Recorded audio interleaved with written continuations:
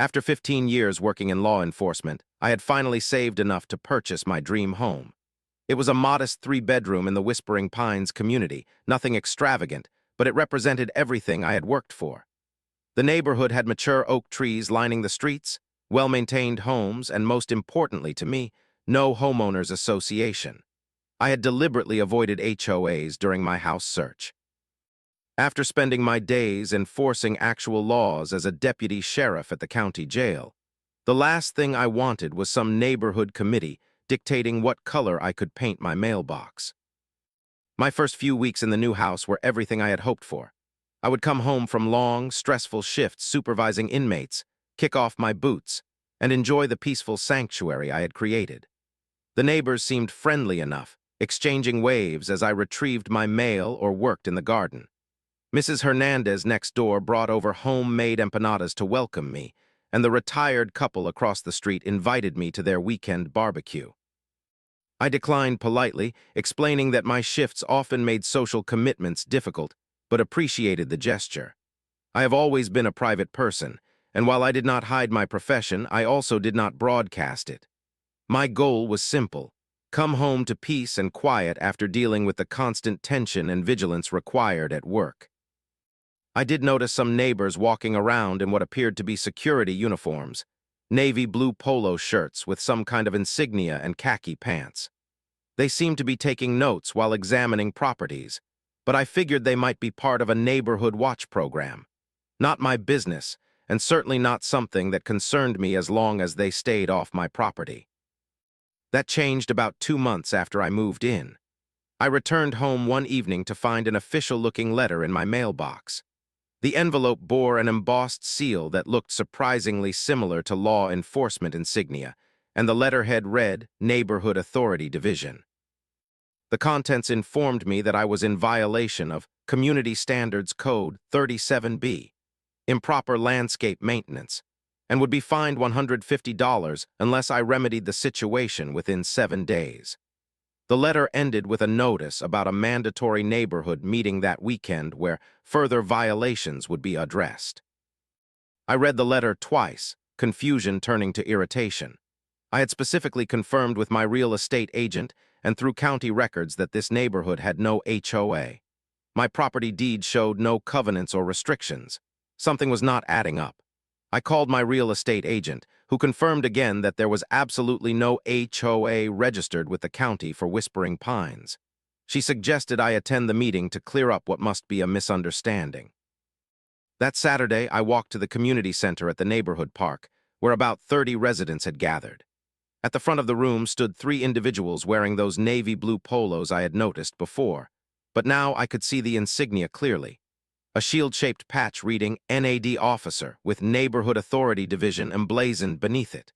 The man in the center, a tall figure with salt and pepper hair and an air of unearned authority, called the meeting to order. Good evening, residents. I am Robert Thompson, Chief Officer of the Neighborhood Authority Division, Officers Garcia and Williams, and I appreciate your attendance tonight. His voice carried the practiced tone of someone accustomed to being obeyed. We have several properties currently in violation of our community standards, and we must address these issues immediately. Officer Williams, a thin woman with a perpetual frown, projected photos of various homes onto a screen, detailing their supposed violations. The residents whose properties were featured sat silently, some nodding in resigned agreement, others looking down at their hands. The atmosphere felt strangely tense for what should have been a simple neighborhood meeting. When Thompson announced the new schedule of increased fines, $250 for first violations, $500 for second offenses, and potential property liens for continued noncompliance, I could no longer stay silent. I raised my hand and waited to be acknowledged. Yes, new resident? Thompson pointed at me with an expression that suggested interruptions were rarely tolerated. I purchased my home 2 months ago and was assured there is no HOA in this neighborhood. Could you clarify the legal basis for these fines and enforcement actions? I kept my tone neutral and professional, the same voice I used when dealing with difficult inmates who needed de-escalation rather than confrontation. The room fell silent, Thompson's smile did not reach his eyes as he addressed me. Perhaps you misunderstood your closing documents. The Neighborhood Authority Division has overseen Whispering Pines for 8 years. Our authority is established through community covenant and municipal partnership. He gestured toward a framed document on the wall that, from my distance, appeared to contain official-looking seals and signatures.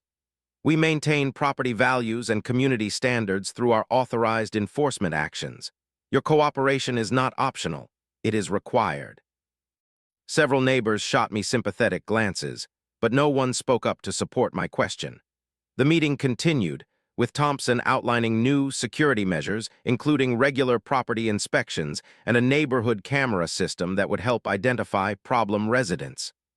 The implications were clear: fall in line or face consequences. After the meeting, as residents filed out quietly, Thompson approached me directly. He towered over me, standing uncomfortably close. "I did not catch your name earlier," he said, extending his hand. "Alex Morgan," I replied, shaking his hand briefly. He reached into his pocket and flashed something that looked distinctly like a badge. "Well, Mr. Morgan, I suggest you review your documentation carefully. We have excellent relationships with local authorities, and we find that new residents who cooperate have a much more pleasant experience in Whispering Pines." His tone made the threat unmistakable. As a law enforcement officer myself, I immediately recognized what he had done as illegal impersonation. That badge was not official, and his implied claim of authority constituted a criminal offense. But rather than revealing my profession, I nodded noncommittally and left. My instincts told me to investigate further before taking action. The next day, I knocked on Mrs. Hernandez's door. Over coffee at her kitchen table, she revealed the full extent of the situation. "They started about 8 years ago as a voluntary neighborhood watch," she explained, her voice lowered as if Thompson might be listening. "Then they began collecting security dues and imposing fines. Most of us questioned it at first, but then they started talking about their law enforcement connections and how they could make trouble for people who did not comply." "Did anyone report them?" I asked. "The Johnsons tried," she sighed.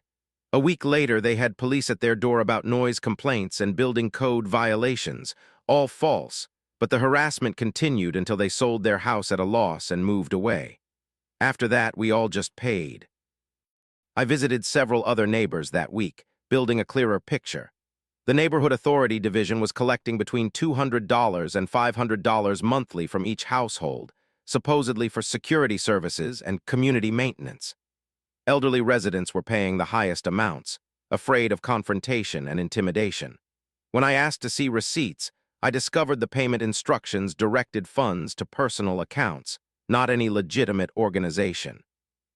What had started as a confusing annoyance was clearly something much more sinister: a criminal enterprise systematically exploiting an entire neighborhood through fear and intimidation, while impersonating figures of authority. As a law enforcement officer, I could not allow this to continue. But I also knew that to build a solid case, I needed to document their methods thoroughly and catch them in the act of impersonating law enforcement officials, a felony that would put them away for years. My investigation would need to be methodical and patient. I had stumbled upon a criminal operation masquerading as neighborhood governance, and now I needed to dismantle it properly, not just for my own peace, but for every resident being victimized by these imposters. The week following the neighborhood meeting, a bright orange violation notice appeared taped to my front door. It cited me for unauthorized vegetation and demanded immediate removal of the native wildflowers I had planted along my fence line. The notice included a $250 fine and warned that failure to comply may result in enforcement action per Municipal Code Section 453. I photographed the notice and added it to the file I was building. 2 days later, when I had not removed the plants or paid the fine, Robert Thompson himself appeared at my door with Officer Garcia. Both wore their Navy uniforms with the shield patches prominently displayed, and Thompson carried a clipboard and what appeared to be a handheld radio clipped to his belt, cosplaying as law enforcement without saying the words. "Mr. Morgan," Thompson's voice carried across my yard as I worked in the garden, "your violation remains unaddressed. We need to discuss immediate compliance measures." I stood and faced them, noting how they positioned themselves. Thompson slightly ahead with Garcia flanking him at an angle, a standard approach position taught in law enforcement to maintain tactical advantage when confronting potential resistance. These men had either received training or were carefully studying police procedures. "You are on private property," I stated calmly. "Please leave a written notice if you have concerns." Thompson stepped closer. "We have authority to inspect all properties within our jurisdiction. Your deed clearly states compliance with community standards is mandatory." This was a blatant lie. My deed contained no such provision, but I maintained my composure. "Please provide the specific document granting this authority, and I will review it with my attorney." Thompson's face hardened. "We can make this difficult if you prefer. We have methods of dealing with problem residents." Garcia took a step forward, hand resting casually near his hip, where a bulge suggested he might be implying he carried a weapon. I noticed Mrs. Hernandez watching nervously from her window. This intimidation tactic had likely worked countless times before with other residents, but I was trained to recognize escalation techniques. I needed to de-escalate without revealing my hand. "I will review your concerns," I said, retreating toward my door. "Please leave the violation notice in writing." Thompson smiled, though his eyes remained cold. "We expect compliance within 48 hours. After that, fines double daily and additional measures will be taken." He placed another orange notice in my mailbox with deliberate slowness, making sure I watched the action. After they left, I retrieved the notice. This one threatened property liens and legal action if payment was not received immediately. The document included a seal nearly identical to our county sheriff's department, a criminal forgery that strengthened my case. Over the next 2 weeks, the harassment escalated precisely as Mrs. Hernandez had described. Orange notices appeared daily, each for increasingly trivial or imaginary violations. Improper trash can placement, unapproved mailbox design, excessive vehicle parking, despite having only my single car in the driveway. Thompson or his officers conducted daily drive-bys, openly photographing my property and occasionally entering my yard when they thought I was not home. I documented everything meticulously, installed legal security cameras covering my property, and continued gathering statements from neighbors. Mrs. Hernandez introduced me to Alina Williams, an 83-year-old widow who lived alone at the end of the street. Alina's story infuriated me beyond all others. "They take $500 from my Social Security check every month," she confided, showing me her checkbook with the regular payments circled. "They said they would report me for maintenance violations that could condemn my house if I did not pay. I cannot afford to move, so I just pay them. Sometimes I have to choose between my medication and their fees." The criminal nature of the operation became even clearer when I discovered, through careful questioning of long-time residents, that Thompson had previously served 8 months for fraud in another county, but had managed to avoid more serious charges by returning money to his victims. He had simply moved operations to our neighborhood afterward, recognizing the perfect opportunity to exploit people with a new scheme. The final straw came when I returned home from a particularly grueling shift to find my carefully tended native plant garden completely destroyed. Every plant had been uprooted and piled in the center of my yard.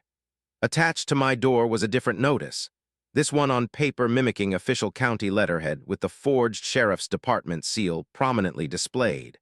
The language crossed every legal line. Final notice. Under Section 23 of the Municipal Code, failure to comply with Neighborhood Authority Division requirements will result in arrest and property seizure. Payment of all outstanding fines, $1,750, must be received within 24 hours to avoid legal detention and property action. NAD officers will return tomorrow at 2 p.m. to collect payment or execute enforcement. They had crossed from fraud and intimidation into explicit impersonation of law enforcement with threat of false arrest, a felony offense carrying serious prison time. The document was signed, Officer Robert Thompson, Badge 347, Enforcement Division. No such badge number existed in our department, and Thompson held no law enforcement position whatsoever. That night, I contacted my supervisor at the sheriff's department and the district attorney's office. After reviewing my evidence, photos, neighbor statements, the forged documents, and video recordings of their activities, both agreed this case warranted immediate action. The district attorney was particularly interested in the impersonation charges, which carried up to 7 years in state prison. "We need to catch them in the act," she advised. "The impersonation charge sticks best if we document them actively presenting themselves as law enforcement officers with the intent to make an arrest or seizure." My supervisor assigned 3 deputies to assist with the operation, and we devised a perfect trap. I would create a situation guaranteed to trigger their heaviest enforcement response, with hidden cameras and officers nearby to document everything. When they attempted to exercise police powers they did not possess, we would arrest them for multiple felonies. The plan was set for the following afternoon, when Thompson had promised to return to execute enforcement on my property. I arranged for Mrs. Hernandez and several other neighbors to be safely away from their homes during the operation, concerned that Thompson might become unpredictable when cornered. The district attorney prepared warrants for Thompson's residence and the homes of his 2 primary accomplices to be executed simultaneously with the arrests. That morning, I positioned hidden cameras throughout my front yard and inside my entryway, ensuring they would capture clear video and audio of the entire interaction. 3 plainclothes deputies parked unmarked vehicles within visual range of my property, equipped with body cameras for additional evidence collection. I wore a concealed recording device as a backup. At precisely 2 p.m., Thompson arrived with both Garcia and Williams. All 3 wore their Navy uniforms, now augmented with what appeared to be duty belts carrying handcuff cases and what looked like holstered weapons. Thompson carried a document case emblazoned with the forged county seal. Their impersonation had reached new levels of boldness. I opened the door before they could knock, ready to execute our plan. "Mr. Morgan," Thompson began, his voice carrying the artificial authority I had come to recognize, "we are here to address your continued noncompliance. Have you prepared the payment as instructed?" "I do not believe I owe any payment," I replied calmly. "I would like to see documentation of your authority to collect such funds." Thompson's face darkened. "Your continued defiance has consequences. We have authorization to place a property lien and detention order today." He removed papers from his case and held them up, documents featuring more forged official seals. Garcia stepped forward, hand resting on what I now could see was a fake but convincingly realistic handgun in a holster. "You need to comply immediately or face physical removal from the premises." "Are you threatening to arrest me?" I asked clearly, ensuring the recording devices captured his response. "As an officer of the county," Thompson stated firmly, positioning himself to block my doorway, "I am placing you under property detention until this matter is resolved. You are not permitted to leave until payment is rendered in full." The words were exactly what we needed, an explicit claim of law enforcement authority and an illegal detention attempt. Now was the moment. "Actually," I said, reaching into my pocket and removing my actual sheriff's department badge, "I am Deputy Alex Morgan of the County Sheriff's Department. You are under arrest for impersonating a peace officer, criminal fraud, extortion, and trespassing." The transformation in Thompson's expression was instantaneous. Shock, then fear, then desperate calculation. Garcia took 2 steps backward, already looking for an escape route. Williams froze completely. I gave the signal, and the 3 plainclothes deputies emerged from their positions, badges displayed and weapons ready. "Hands where we can see them," ordered Deputy Rodriguez, my colleague of 7 years. "Do not move." Thompson attempted one last bluff. "This is a misunderstanding. We are a legitimate neighborhood organization with municipal approval." "Save it for your arraignment," I replied, as Rodriguez secured handcuffs on Thompson while other deputies restrained Garcia and Williams. "Every document you have used, every dollar you have collected, and every threat you have made has been documented. The district attorney is very interested in meeting you." As they were led to the waiting police vehicles, neighbors began emerging from their homes, watching in stunned silence as the three people who had terrorized them for years were taken away in handcuffs. Mrs. Hernandez stood on her porch, tears streaming down her face. Eleanor Williams clutched her walking cane, her expression a mixture of disbelief and profound relief. The most satisfying moment came hours later at the county jail, my workplace, where I personally processed Thompson's intake paperwork. As I listed the charges against him, his arrogance finally crumbled. "Deputy Morgan," he said, his voice significantly smaller than it had been in our neighborhood. "Surely we can work something out. I never meant to impersonate actual law enforcement." I looked up from the booking forms. "The evidence says otherwise, Mr. Thompson. 7 counts of criminal impersonation of a peace officer, 43 counts of criminal fraud, 29 counts of extortion, and numerous counts of trespassing and terroristic threatening. The judge will explain the potential sentences at your arraignment tomorrow." "I cannot go to prison," he whispered, genuine fear replacing the false authority he had projected in our neighborhood. "Please, I will return all the money." "That will certainly be part of the restitution order," I replied professionally. "But the decision is no longer in my hands. You should focus on securing legal representation." As I completed his processing and watched the corrections officer lead him to a holding cell, the very type of cell I supervised daily, I felt not personal satisfaction but professional completion. The criminal justice system I had sworn to uphold was working exactly as intended, protecting victims and holding accountable those who preyed upon the vulnerable. The investigation uncovered that Thompson and his accomplices had collected over $150,000 from our neighborhood in the past year alone. Search warrants executed on their homes revealed records going back 8 years, with estimated total fraud exceeding $1.2 million from our community and 2 previous neighborhoods where they had operated similar schemes. Most disturbing were the discovery of fake badges, forged county documents, and a manual Thompson had written titled Neighborhood Authority Establishment and Enforcement, essentially a how-to guide for their criminal enterprise. 2 weeks after the arrests, I organized a community meeting at the same center where Thompson had once ruled through intimidation. The district attorney attended to explain the charges against the NAD officers and outline the process for residents to document their losses for restitution claims. The relief in the room was palpable as people realized their neighborhood tyranny had truly ended. Mrs. Hernandez stood up during the question period, her voice stronger than I had ever heard it. "How did we let this happen to us for so long? We should have known better." "Fraud succeeds through fear and isolation," I explained. "They deliberately targeted those most vulnerable and systematically discouraged communication between neighbors. They created an environment where questioning their authority felt riskier than compliance. Do not blame yourselves for being victimized by calculated criminals." Eleanor Williams smiled at me from the front row, the tension that had been permanently etched on her face noticeably diminished. "You saved us, Deputy Morgan." "No," I corrected gently.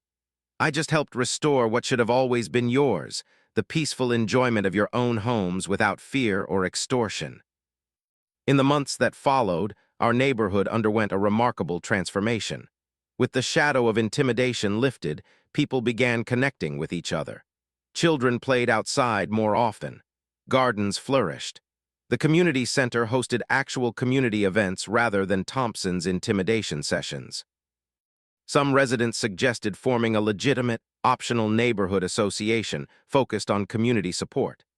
I helped them establish proper bylaws emphasizing that all participation would be voluntary, all fees would be transparent, and no punitive measures would ever be employed. The first project was establishing a support network for elderly residents like Eleanor, ensuring they had assistance with home maintenance and transportation to medical appointments. The legal proceedings against Thompson and his accomplices moved forward steadily. Thompson, facing the most charges due to his leadership role, attempted to negotiate a plea deal. The district attorney, having reviewed the extensive evidence including testimony from over 40 victimized households, held firm. The case ultimately went to trial, where the jury needed only 3 hours to return guilty verdicts on all counts. At sentencing, the judge addressed Thompson directly. "You systematically terrorized an entire community through fraud, intimidation, and impersonation of law enforcement.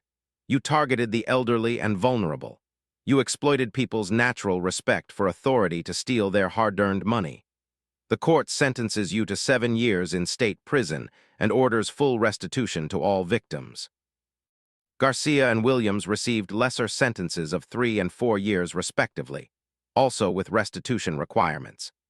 The judge ordered all 3 to be prohibited from living in any community with a homeowners association or similar organization for 10 years following their release, a creative judicial restriction that brought appreciative laughter from the many Whispering Pines residents attending the sentencing. The restitution process moved more quickly than expected, with court-appointed forensic accountants tracing the stolen funds through various accounts. Within 6 months, residents began receiving restitution payments. Eleanor Williams received over $12,000, money that allowed her to repair her roof and finally fill all her prescriptions without financial strain. On the 1-year anniversary of the arrests, our neighborhood held its first-ever genuine block party. Tables lined the street, covered with potluck dishes representing the diverse backgrounds of our community. Children darted between yards without concern for arbitrary boundaries.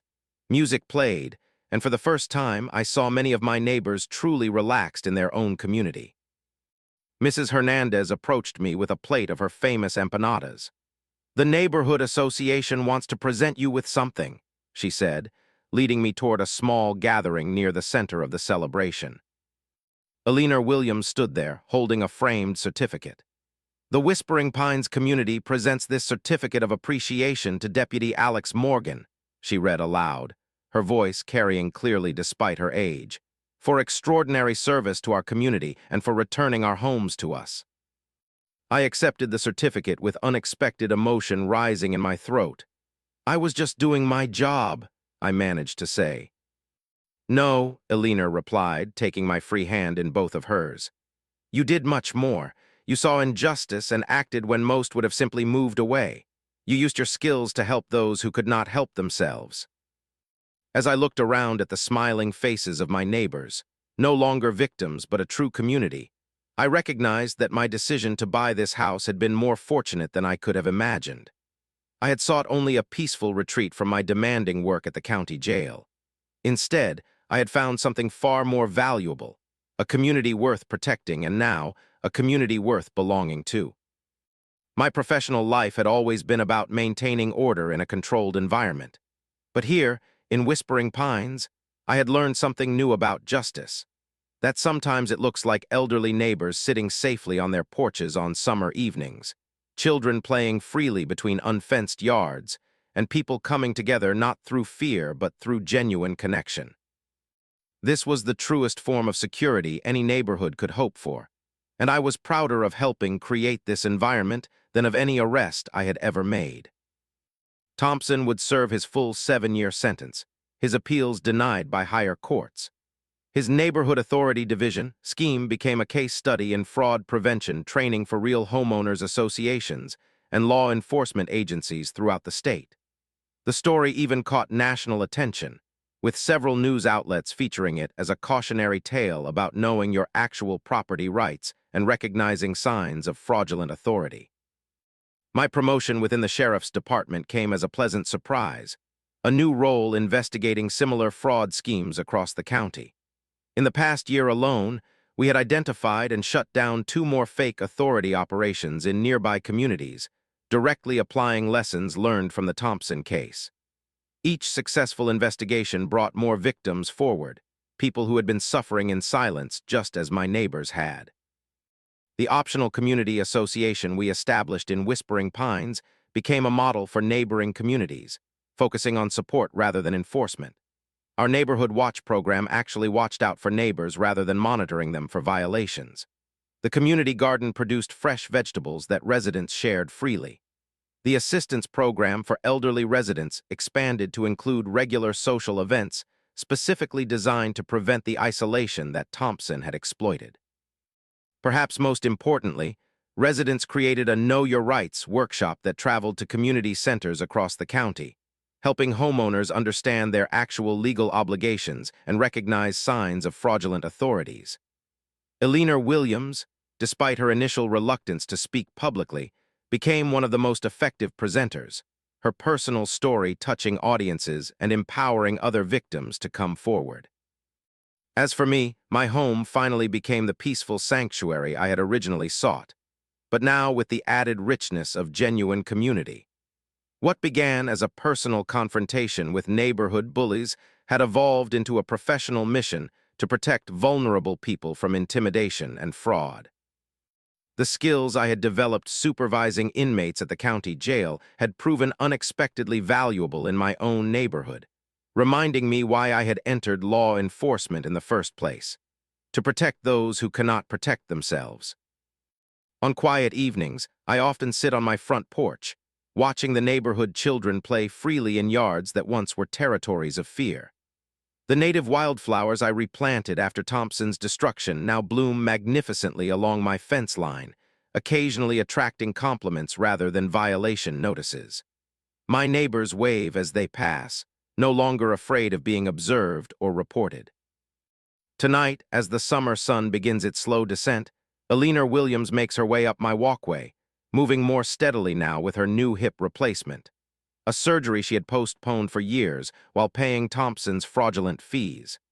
She carries a plate of cookies and her eyes shine with a clarity and peace that replaces the fear that once shadowed them. "I brought your favorite," she says, handing me the plate of chocolate chip cookies still warm from the oven. "I was thinking today about how different things were a year ago. Before you came along, I was afraid to even step outside. You did not just get rid of those criminals, you gave us all back our homes." As Eleanor settles into the chair beside me, I realize that in protecting this community, I found something I had not known I was searching for. Not just a house, but a true home.